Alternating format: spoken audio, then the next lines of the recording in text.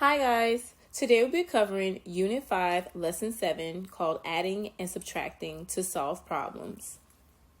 The lesson first starts off with a student warm-up called Positive or Negative. Without computing, is the solution to negative 2 7/10 plus x equal to negative 3 5/10 positive or negative? For number 2, it's asking us to select all the expressions that are solutions to negative 2 7/10 plus x equal to negative 3 5/10. All right, guys, so I'm going to underline that word solution. I'm going to underline the variable. Okay, the reason why I'm doing that is because they're not asking what's the answer to this math problem or this number sentence. It's asking me what's the value of x. Is the value of x negative or positive? So I want to look at the sum, which is the answer to this addition problem. All right. When I look at the sum, I realize that my sum has gotten smaller than the first number that was being added. Now with negative numbers, and I'm going to draw a number line.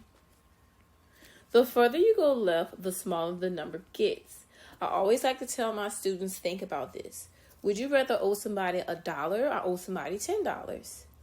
And they will all scream out, oh, I would rather owe somebody $1. Exactly. So the greater a negative number gets, the smaller it is. Okay. It's the opposite of positive numbers. So negative 3.5 is in fact smaller than negative 2.7. All right. So therefore we went further down the number line. So I'm going to write those numbers or those values.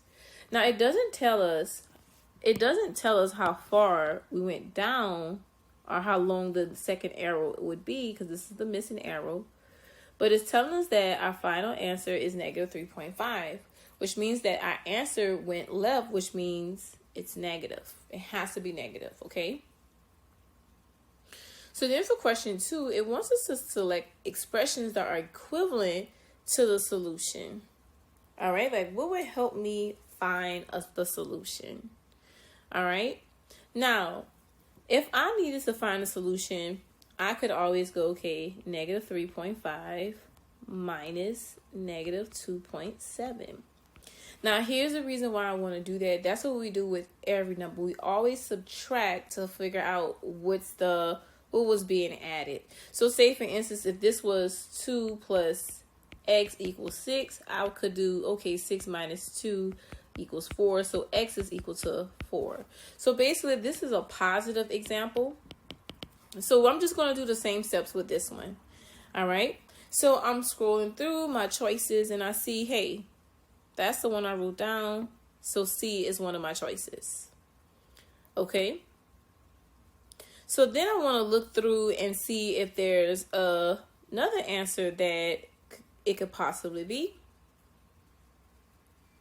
And if you guess A, you're absolutely correct. Those two are equivalent.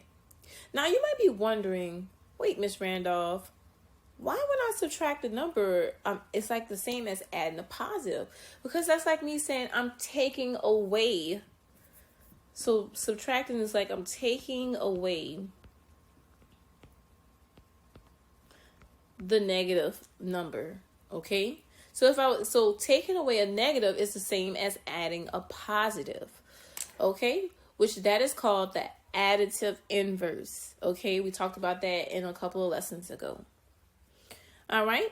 So once you guys gain the information from this video, make sure you go to your Google Classroom or your assessment assignment and complete your warm-up in assessments. And I'll see you guys in the next problem.